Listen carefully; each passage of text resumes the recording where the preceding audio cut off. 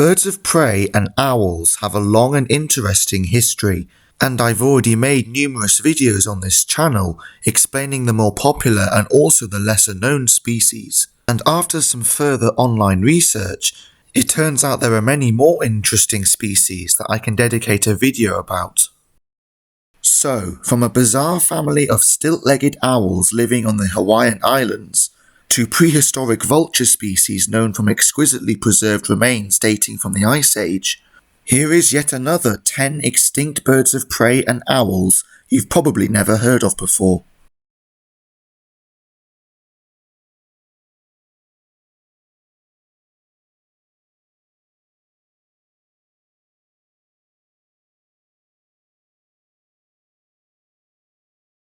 The Harriers are a family of hawk-like birds of prey found across both the northern and southern hemisphere.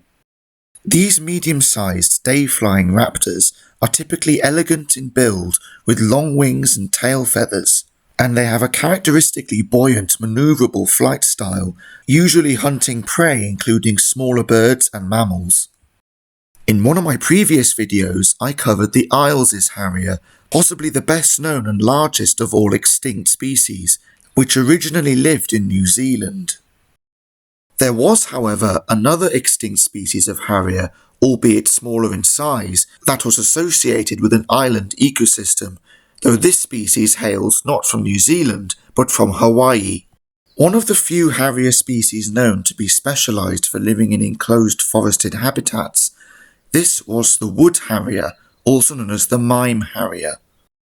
This relatively small raptor lived on the Hawaiian islands of Oahu and Molokai until as recently as the late Holocene.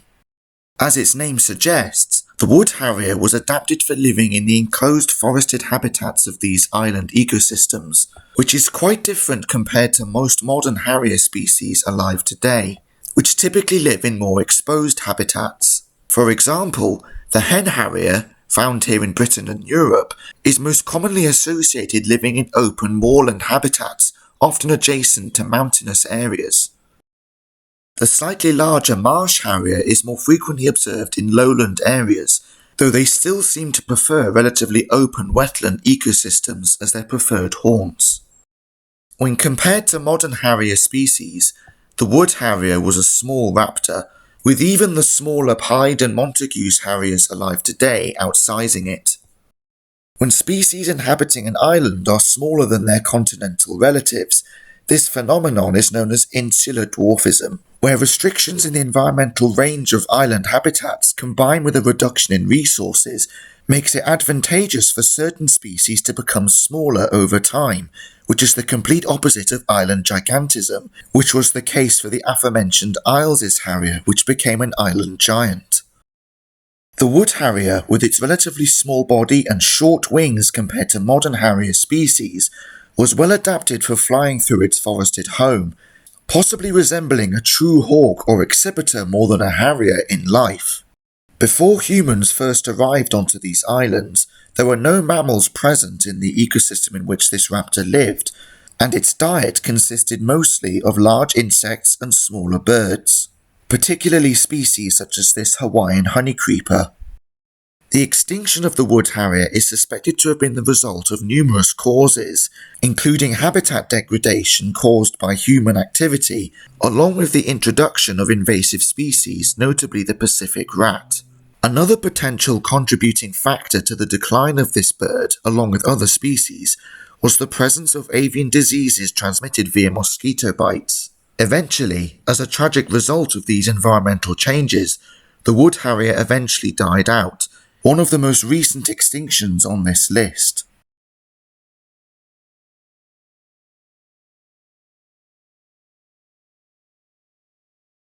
The London Clay Formation in Essex, England, contains fossil remains of species dating to the Eocene epoch, around 54 to 55 million years ago. I have in fact already mentioned this formation in a previous discussion about Daniel's raptor, a species related to modern falcons, which is found in this formation. It seems, however, that Daniel's raptor was not alone in this ancient ecosystem, with another predatory bird species described in 2022 based on these fossil remains uncovered, which turned out to be the partial skeleton of an ancient owl species. Yupian, whose name translates as the Yupian Owl, has also recently been assigned to remains uncovered in North America, and its genus now contains 2 recognized species. Even by owl standards, this owl species was tiny, with the nominate species in this genus being comparable in size to a Eurasian pygmy owl. The second species was even smaller than even the elf owl of today, making it possibly the smallest known species of owl extinct or living. Interestingly, examination of this owl species' neck vertebrae, specifically the axis and atlas at the top of the spine, suggests that Yupian did not have the same level of rotational head mobility as modern owl species, which can turn their head around 270 degrees. This implies that the extra neck mobility of owls was an adaptation that developed later on as species continued to diversify. It has been suggested that Yupian was mostly a diurnal species, unlike the more nocturnal species we're more familiar with today, and considering the tiny size of this species, they may have hunted mostly large insects, similar to modern elf owls and long-whiskered owlets. The Eocene was a time where the Earth was especially hot and tropical, with forests covering much of the globe, therefore providing plenty of insect prey for these tiny owls and their relatives to feed upon.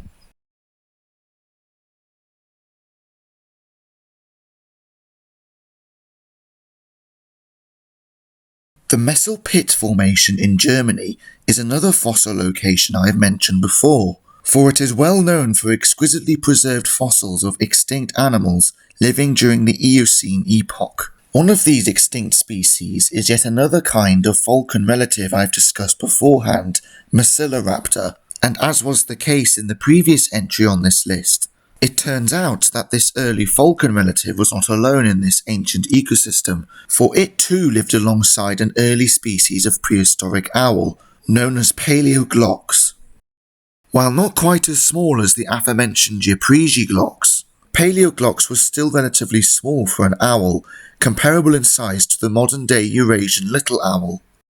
The Paleog genus is now recognized to contain at least 2 species, with their remains being found in 2 separate European locations, one in France and one in the Messel Pit Formation in Germany, including some stunningly well-preserved fossils of this owl. They include the entire skeleton of this bird with the exception of the skull, and even fossilized impressions of the bird's plumage itself. Examination of these remains have revealed interesting details about this owl's anatomy. For example, close examination on the feather impressions of the fossil shows that the plumage on this owl's body included feathers that were unusually long and ribbon-like, that also lacked the barbs present on other feathers on the body, including the primaries on the wings. These are very similar to the feathers used by other bird species alive today that are used for courtship and display, but is not usually observed in owls, especially nocturnal species, which is part of the reason why this lineage of extinct owls has been hypothesized to be mostly diurnal in nature, as these visual structures would make more sense to be visible in the daylight than if they were being used for display in darkness. Another anatomical feature that indicates the primitive nature of this extinct owl is the lack of a bony arch in its foot as present in living owls, suggesting that the gripping ability or strength of its feet wasn't as pronounced as modern owl species, as the bony arch helps to strengthen the feet when grabbing onto prey. Even so, much like many of the smaller diurnal owls hunting today, Paleog would have still hunted a variety of small animals, including rodents, lizards, smaller birds, and larger insects, though as was the case with these other more primitive Eocene owls, it was still quite unusual and different compared to modern owl species.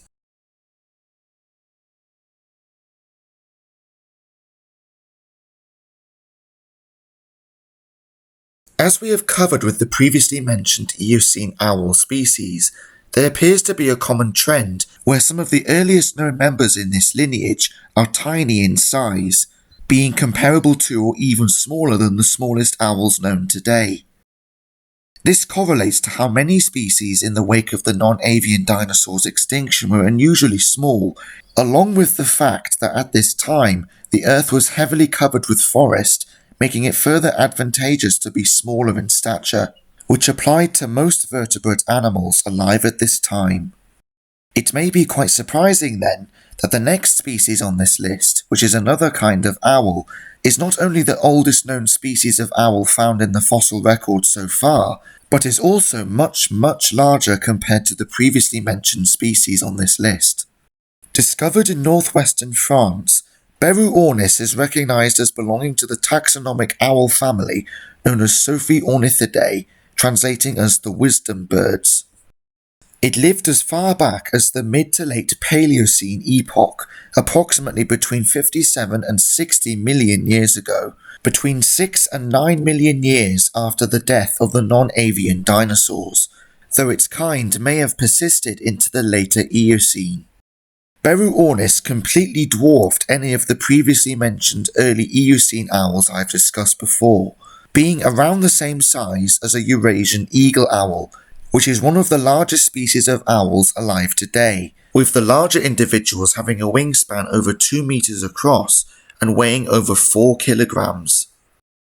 Beruornis was formally described and named in 1994 and is so far the only recognized species within its genus. The fossilized remains assigned to this bird include some well-preserved leg bones, including in particular a very stout tarsa metatarsus, which is a longer bone in the lower leg of birds and reptiles. Examination of this bone in species such as Beruornis and its relatives shows a gradual progression where owls begin to develop a more semizygodactyl foot over time, that is 2 toes pointing forward and 2 pointing back, though one of the outer toes can be moved to form a more anisodactyl foot shape if necessary. This adaptation would further assist the owls in their ability to grab hold of struggling prey using their powerful taloned feet, and considering how huge and fearsome Beruornis must have been in its natural habitat, it was likely one of the top predators in its local ecosystem at the time.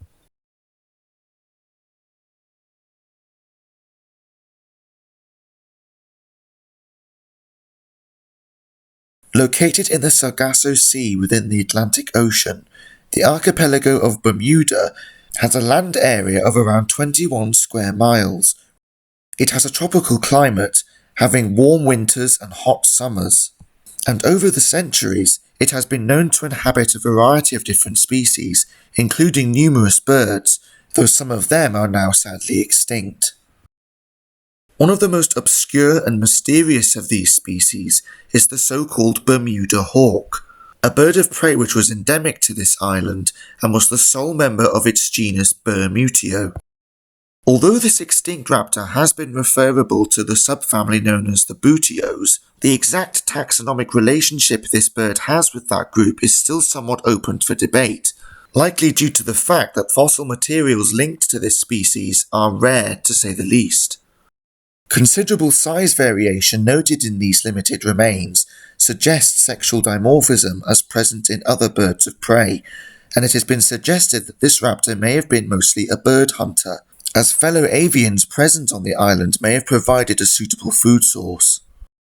This extinct raptor has been assigned to a variety of sightings made on the island in 1603 by Diego Ramirez, who quoted on their seeming indifference to human visitors to the island.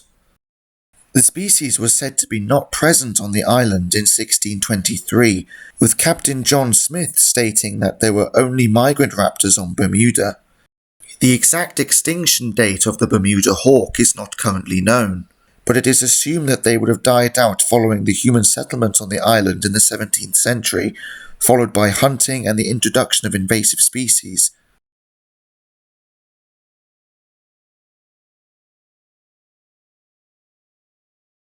For our next entry on this list, we're going to be returning to the islands of Hawaii. As it turns out, the wood harrier wasn't the only predatory bird patrolling the isolated forests of these islands. 4 Hawaiian islands, Maui, Kauai, Oahu and Molokai, were once home to 4 separate species of owl belonging to the genus known as Gralistrix. though these were among the most peculiar looking owls the world has ever seen. These are most commonly referred to as the stilt owls, since their genus name Grallostrix roughly translates to owls on stilts, which is rather fitting considering the unusually terrestrial nature of these birds, along with, most obviously, their unusually long legs, possibly the longest in relation to their body of any owl species. Numerous owl species, both living and extinct, have quite unusually long legs for their size, and therefore spend a lot of time hunting on the ground, most notably of course the tiny burrowing owl, which hunts for small terrestrial prey in the Americas.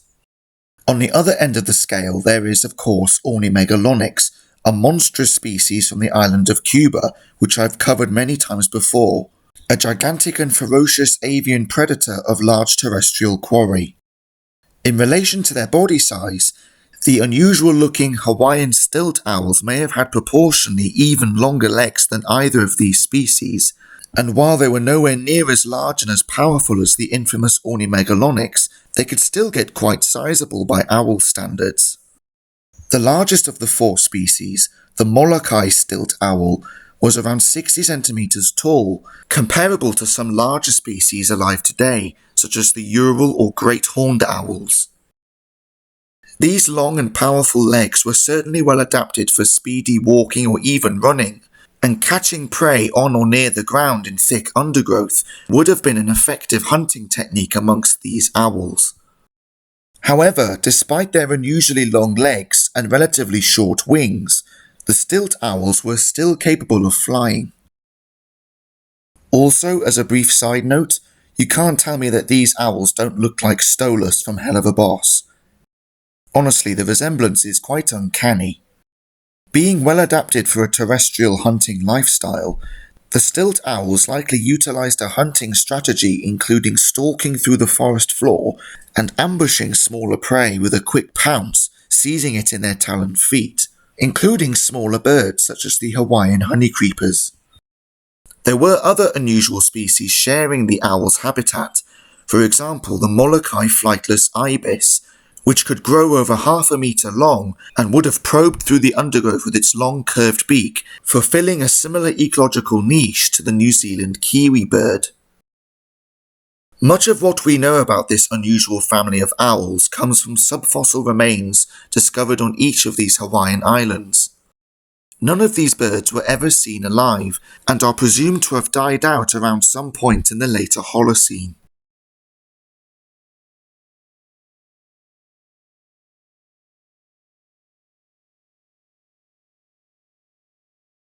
The kestrels are a group of small falcons known for their striking coloration as well as their typical hunting behaviour including hovering in mid-air. There are around 14 living species of falcon assigned to the name kestrel, all of which come from the Old World, with one exception, that being of course the tiny American kestrel. There was, however, another species of falcon known as a kestrel that inhabited the New World, though it is known only from the island of Cuba. The Cuban Kestrel has been described from various fossil remains located across the island of Cuba itself, indicating it was once a particularly common species here. It was small in size for a falcon, being intermediate between the sizes of a modern-day merlin and the American kestrel, which are the two smallest falcon species alive today in North America, though are not the smallest falcon species in the world, that title going to the diminutive falconets. However, the most distinctive physical trait of this extinct species of kestrel was its unusually long legs, possibly the longest in relation to its body size of any species in the falcon genus. As is the case with other unusually long-legged species mentioned on this list, this suggests that the Cuban kestrel had an unusually terrestrial style of hunting, possibly chasing prey on foot, not unlike modern caracaras, albeit on a much smaller scale.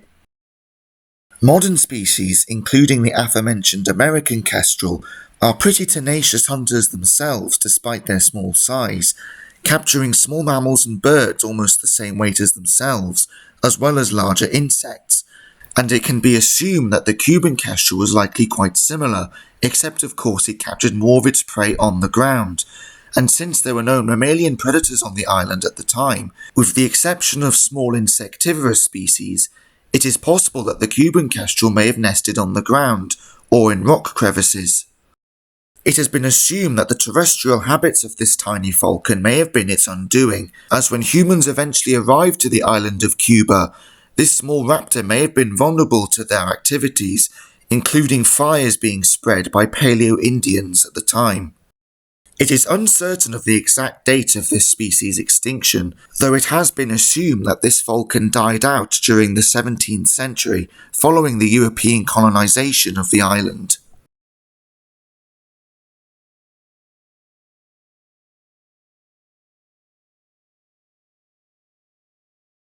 Beruornis lived in what is now South America during the early Miocene epoch, between 23 and just under 16 million years ago.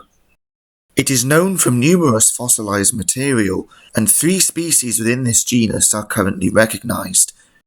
The skull and postcranial morphology of this bird are pretty well preserved, and are very similar in appearance to the skulls of the modern-day laughing falcon and forest falcon, showing that this bird was an early member of this subfamily, known as the Herpetotherines, which are themselves part of the Falconidae family.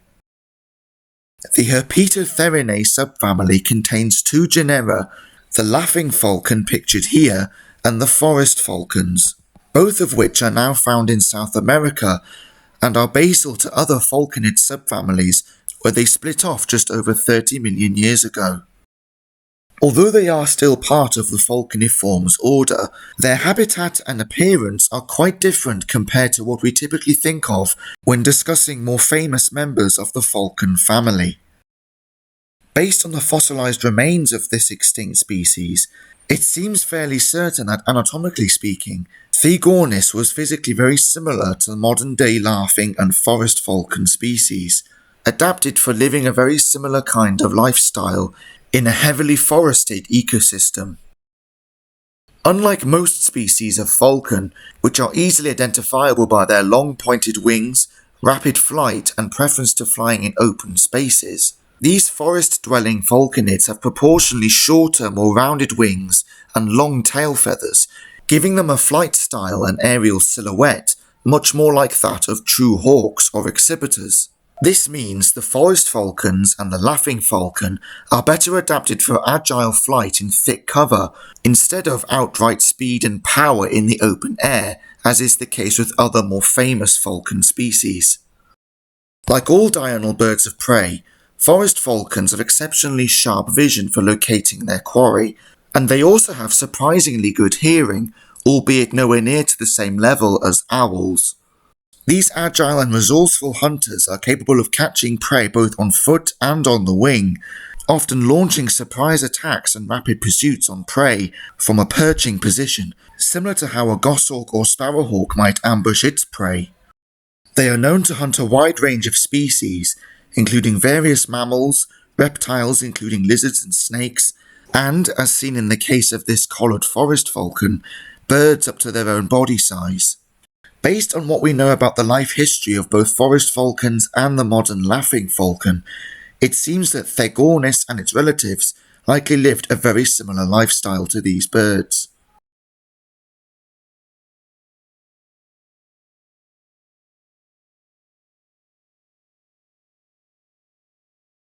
The fish eagles and sea eagles have quite a long and interesting taxonomic history. Within the bird of prey family Exhibitridae, there are 2 genera which are recognized by these names. One of these, that contains the most famous species, is Haliaeetus. These include some of the largest and most formidable eagle species on the planet, most notably the American bald eagle, the Eurasian white-tailed sea eagle filmed here, the Pallas's fish eagle, and the heaviest of them all, the gigantic Steller's sea eagle. The second genus is known as Ichthyophaga, which contains 6 species of eagles, and is closely related, albeit separate, from Haliaeetus. Probably the 2 most notable species contained within this genus are the African fish eagle and the white-bellied sea eagle, which is found in Southeast Asia and Australia. Haliaeetus is assumed to be one of the oldest genera of living bird species, and there is in fact fossilized material uncovered revealing some interesting details about this lineage of raptors.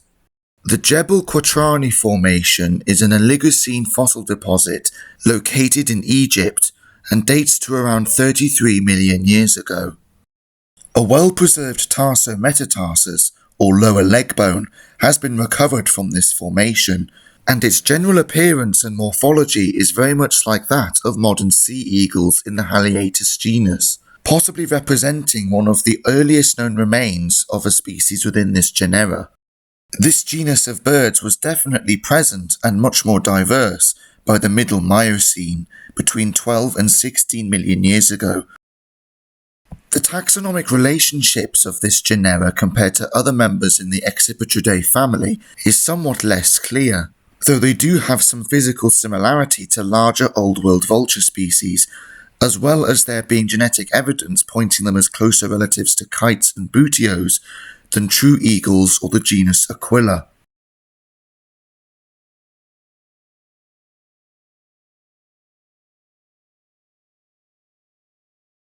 The La Brea Tar Pits in California is a formation that probably doesn't need too much introduction, as it contains the preserved remains of some of the most famous prehistoric species, including mammoths, saber-toothed cats, and dire wolves. It also contains the remains of some of the most impressive prehistoric predatory bird species, which I have covered before in previous videos.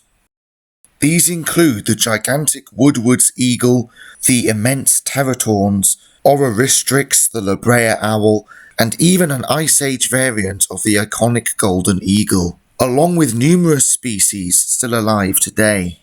There were, however, other more peculiar species that are less well known in comparison, in particular two species of vulture,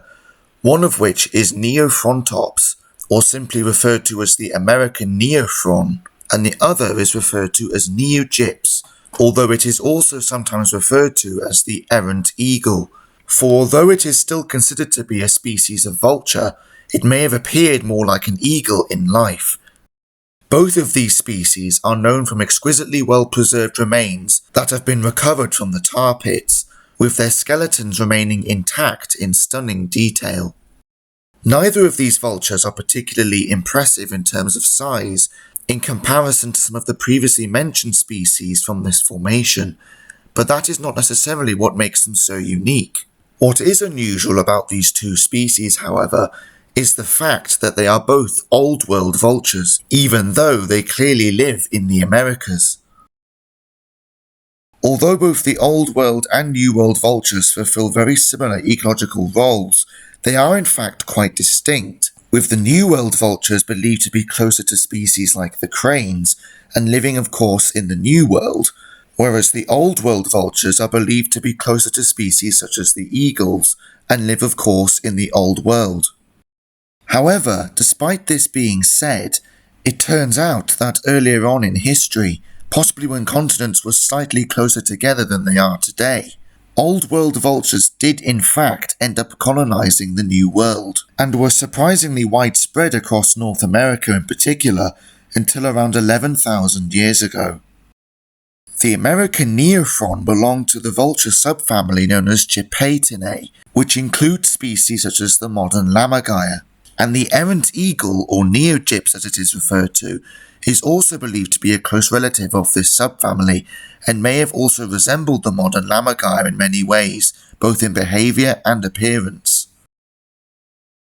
Vultures are, of course, for the most part, scavenging in nature, and each species, whether Old World or New World, fulfills slightly different scavenging niches based on its morphology. The American neophron has quite a long and narrow beak, suggesting a feeding style similar to that of both American black vultures, and maybe also like that of African Old World species, such as the Egyptian and hooded vultures. In contrast, Neogyps has been hypothesized to be what is known as a ripper scavenger, one of the first vultures to arrive at a carcass and tearing it open to feed on what was inside as well as the hide itself, more like larger robust species such as griffin vultures, for example.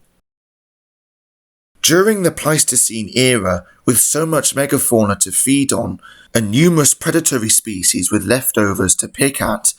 these unique Old World vulture species, along with so many other carnivorous scavenging birds, diversified and thrived across the North American continent, with naturally occurring death traps such as the La Brea tar pits clearly attracting a lot of attention, providing a valuable insight into the life history of these extraordinary birds.